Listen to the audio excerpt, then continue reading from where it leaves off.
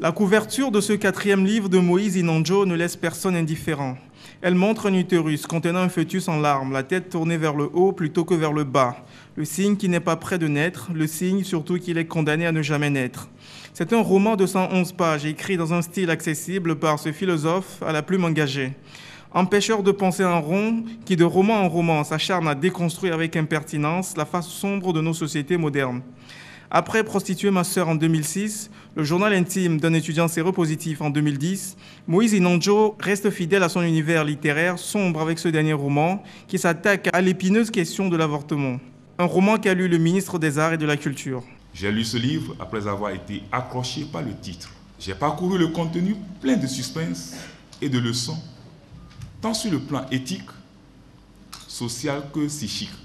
Ce livre est passionnant parce qu'il vient contribuer au renforcement de l'éducation scolaire et sexuelle de nos enfants, de nos élèves et de nos sociétés. L'intrigue de Condamné à ne jamais naître se noue autour de la confession d'un médecin derrière les barreaux et ravagé par les cauchemars de 861 nuits en prison, condamné par la justice de son pays pour avoir involontairement tué une jeune fille mineure à travers un avortement illégal. Un roman passionnant et scénarisé en un petit film qui résume l'œuvre. Il introduisit dans son vagin des tiges laminaires. Les tiges laminaires, ce sont... Pendant le temps qu'il a passé en prison, il s'est rendu compte qu'au-delà des 4 murs, son cœur est devenu une prison. Parce qu'il vit des moments de drame, des moments de cauchemar. Alors il prend la décision de raconter tout ce qu'il a eu à vivre comme expérience dans le domaine de l'avortement.